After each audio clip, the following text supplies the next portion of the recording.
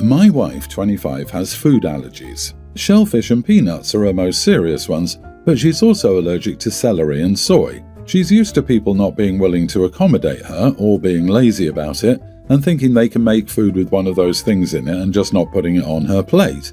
So she'll normally bring some food if people seem unsure about what to do. When we first went to one of my family's dinners, she brought along some stuff she could eat because Mom had made it sound like she couldn't accommodate the allergies. But when we got there, Mom was offended that she brought food. We explained why, and Mom said in the future she'd just make food my wife could eat. I'll say this now, before we moved close and started joining family dinners, my wife and family got along so well and everything was fine, but we moved to be closer to both our families 18 months ago. My wife didn't bring anything the next time and Mom had something she could eat, and for a few months this was how it was. Then one of the days she served something specially for my wife, but the rest of us had shellfish and soy in our food. My mom wasn't careful about food safety prep and there was contact between what my wife ate and what we ate, and my wife had an allergic reaction. Mom said she felt bad and apologized, but then after that dinner she decided it was too much hassle to make a whole other meal for my wife, and then she started making one meal again, but it was a meal my wife couldn't eat. My wife started bringing her own food again, but my mom didn't like it. After some back and forth and me talking to my whole family about the issue and them saying it was unfair to expect Mom to cook, she was still adamant she didn't want to do something separate for my wife, so I told them it was for the best if my wife and I didn't join them for these dinners. My family didn't like this decision and we faced criticism for it. Well, I have.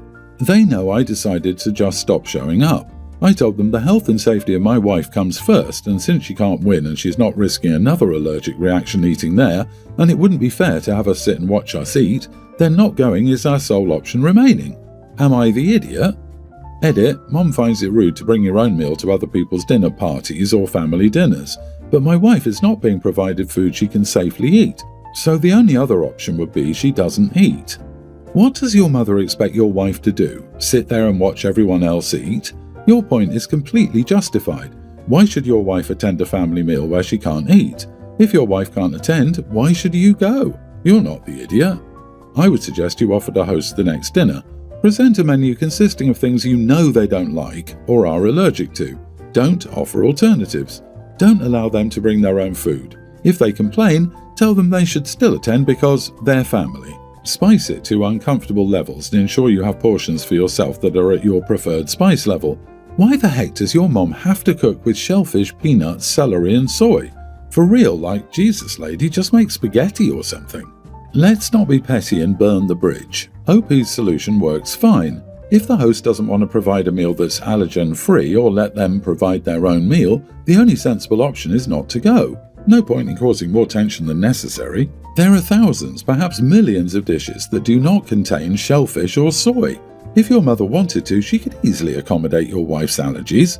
Your mother is a huge idiot. Whether she's one of those weird people who don't believe allergies exist, or whether she thinks that your wife is faking it for attention, the fact exists that if someone tells you they're allergic to X, you don't use X when you're cooking a meal they'll be eating. And you certainly don't expect your daughter-in-law or son-in-law to sit and watch everyone else eat. I, nearly adult male, live primarily with my mom, and I see my dad one weekend a month because he's lived 4 hours from us. Last year my dad got married again. His wife has a preteen daughter with this rare chronic blood issue that's affected her heart. It could be terminal if she doesn't get the right transplants, and she has a rare blood type and they struggle to get the match for, I think, bone marrow. But she's also waiting for a heart transplant. I don't know all the details. I'm not invested in my dad's life or the stuff going on with his new family. I'm with them one weekend a month and I try not to let my disinterest hurt the kid. This means she's bonded with me even though it's totally one-sided, and I think it's because her life has revolved a lot around her health and hospitals, and she doesn't have a big family or friends because she rarely is healthy enough to go to school.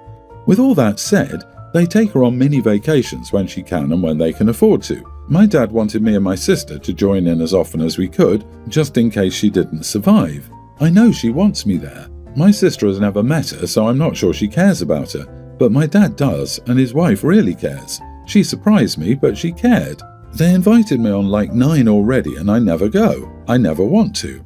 After the last one, his stepdaughter ended up in hospital and was so sick. They were angry that it could have been it, and my sister and I weren't there and didn't make it extra special for her. They asked if I wouldn't feel awful if she died and I didn't get to say goodbye. that I didn't make her final moment special. Am I the idiot? Trying to force someone to care is only going to backfire. You were polite, you see your dad one weekend a month, your dad's new wife is trying to turn this time into time for your stepsister. They've been married for a year and you've been invited to 9 mini vacations. Not the idiot. The weekend should be time for you to spend with your dad. I can't really judge this. For one, he doesn't really know this girl and doesn't owe her any of his time, but she is a pre-tween who's been dealt a bad hand in life and doesn't know many people besides her parents and seems to really want OP to be in her life. Personally, I'd have a hard time sleeping at night blowing her off like this, so personally I think OP is an idiot. Also, it seems like a free mini vacation.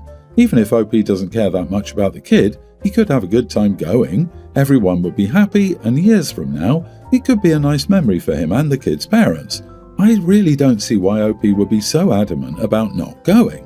Asking a teenager if she cares if the girl she sees once a month dies makes her dad and stepmom the idiots in this situation. Like, what the heck? Tell your dad that he and his wife are making their kid's life worse by peddling these false fantasies that have no basis in reality.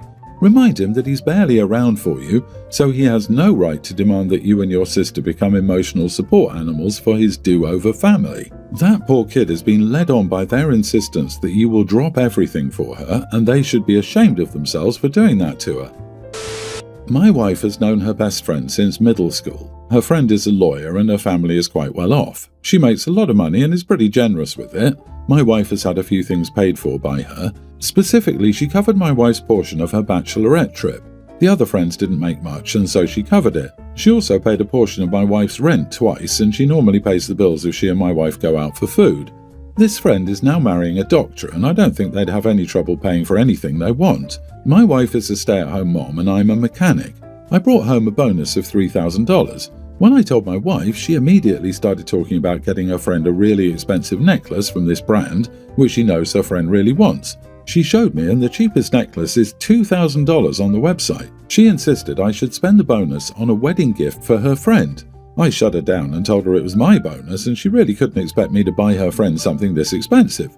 I don't think wedding gifts even exceed $100. She began fighting with me, saying I buy lunch out the house and I have stupid hobbies that cost a lot of money, so why can't she spend some money like buying a necklace for her friend? I do spend a bit on my hobbies, and I have 2 cars, but I also work hard and her friend can definitely pay for it herself. She's marrying a doctor and they already have a house, whereas we're still renting. I told her she was insane and she insisted we sit down and tally everything up I spent on myself in the last year, and if it's higher than $2,000, I should pay for the necklace. I think it's ridiculous to compare the two, and I'm refusing to let her buy her friend a ridiculously expensive gift. She insists her friend has spent a lot on her, and I also save money because her friend pays for meals and activities whenever they hang out, so she doesn't have to spend our money. I get that the uneven relationship isn't the best, but then she should refuse to do anything that costs too much and let her friend decide if she just wants to hang out without doing anything that costs money. She refuses to talk to me now, and I wonder if I'm the idiot here. Edit, she is a stay-at-home mom, so she has no formal income. She has a credit card so she can spend money on things she needs, such as groceries. We've never discussed a formal allowance. Is a $2,000 wedding gift ridiculous? Yes. Is referring to household income as my money because your wife is a stay-at-home mom toxic and disrespectful? Also, yes. Your attitude is far worse than a ridiculously priced gift. You are the idiot. OP said that the best friend has covered his wife's portion of the rent on 2 separate occasions. How does that work if his wife is a stay-at-home mom with no income? And even if she has some income, maybe an online presence or freelance work online or whatever, why would OP ever let someone else cover his wife's portion of the rent? Dude, 50% of your income is your wife's. She cares for your home and whatever else so you can work those hours and still be comfortable at home. You agreed that you have costly hobbies, but you work hard. Does your wife not work hard? Does she have expensive hobbies? This woman is a good friend of your wife's who spent way more than $2,000 on her and you. She's paid your wife's portion of the rent, so basically she paid your rent. Don't take advantage of her and let your wife do something special for once for her friend. My dad is so inconsistent about being in my life. He and my mom divorced when I was a young toddler, but he bailed days after I was born. He came back when I was an infant and my mom let him stay a month before realizing he wasn't serious about being a family with us and just used her for a place to stay. Once he realized she wasn't going to give in, he bailed again. He was in my life for a year when I was an older toddler, then he was gone again. The next time I was a pre-tween. He was in my life for a few months under supervision, but he left again, and he made 2 appearances when I was a tween. He didn't really pay child support either, which I learned this summer. Some money was given to me, but probably less than $400 over the last decade if what he said is right. When I was a young teen, he moved here for good, or so he says. He was married again, and he had some kids with his wife. He went back to restart visitation with me and got some supervised visits again that became 1 overnight a month. Finally, I have to spend every other weekend at his house even though I don't want to. I did speak to a judge about my wishes, but he told me it was in my best interest to have a relationship with my family. I really don't like being there, and I try only to sleep in the bed I have at his house. I never take anything I care about, and I don't have the room personalized or anything. The thing about all this is, my dad and his wife encourage their kids to spend time with me and engage with me. They like having me there, and they told me before that they wished I'd spend more time there and with them. The kids did nothing wrong, but I don't want to focus on a relationship with them. I feel nothing for them. But it's expected that I be there for the big moments in their lives, not just by their parents, but also by my dad's parents. I don't even know them outside of some of the time I spend with him. I also need to be a good brother, and they expect me to take the role seriously, which I find crazy since I don't know any of these people all that much and I don't want to. If it's not my dad's weekends, I miss the big stuff and I don't try to be there for them. I got invited to go trick-or-treating with them on Halloween. I said no. I got a reply back that they really wanted me to come. I didn't, and I got sent so many texts from my dad's phone and phones that I assume are his wife's and his parents, claiming I'm terrible for missing another big moment for my half-siblings. I blocked the others, but dad's number is still doing this stuff. Am I the idiot? Not the idiot. He has a lot of nerve considering how many of your big moments he missed over the years. Stand firm, and in a couple of years the judge will have to take your feelings into account. These people are in no way your family. Also, your mom needs to go to court to have child support and back child support garnished from his wages. Right, they want OP there for the do-over family's milestones. What about the big moments Dad chose to miss of OP's? How does he plan to attempt to make things right? He can't demand of OP what he refuses to do for OP. I'm flabbergasted that your grandparents haven't tried to have a relationship with you. You should just tell everyone, including grandparents, I don't know you people. I don't want to know you people. How many of my big moments or events have any of you been at? My dad didn't care about me or even supply support for me until I became old enough to babysit. You can email, text, or put it out on social media. I would hope that once they realize how little you care, due to your dad's treatment of you, they would leave you alone. My husband and I had our first child together a week ago, and we chose a name that our families weren't thrilled about. Wren, for those who will ask. They didn't say anything, but neither side loves nature-themed names.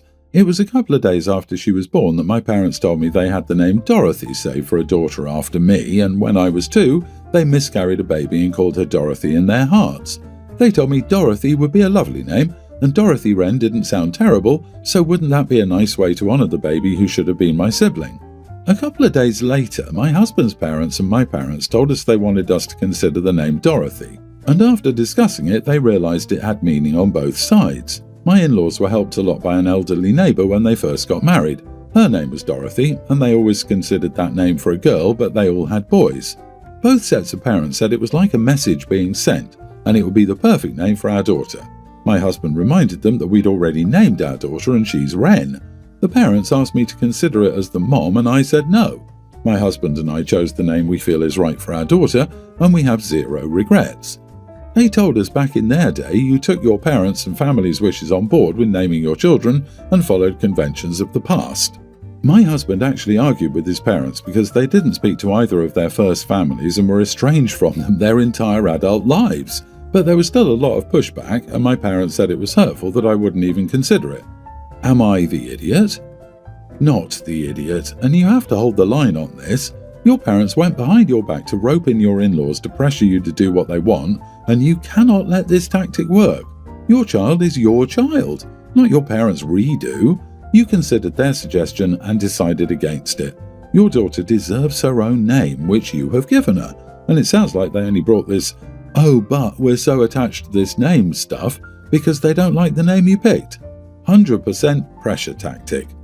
When my son was still a womb nugget, my mom demanded, not asked, they demanded that I name my son Samuel because that should have been my name. I'm not Samantha either, so I don't know if that's correct. I immediately vetoed it because it wasn't one both my ex and I liked. She then said I owed it to her because I was supposed to be a boy and then came out a girl.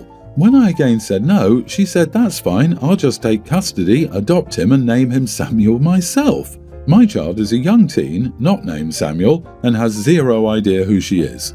That's heartbreaking on several levels. You're a girl and she didn't want a girl and she actually has to tell you about that, and then threaten to get custody of your own child? Unless your child is a girl, she doesn't care. Literally don't understand women who don't want girls. Screams internalized misogyny.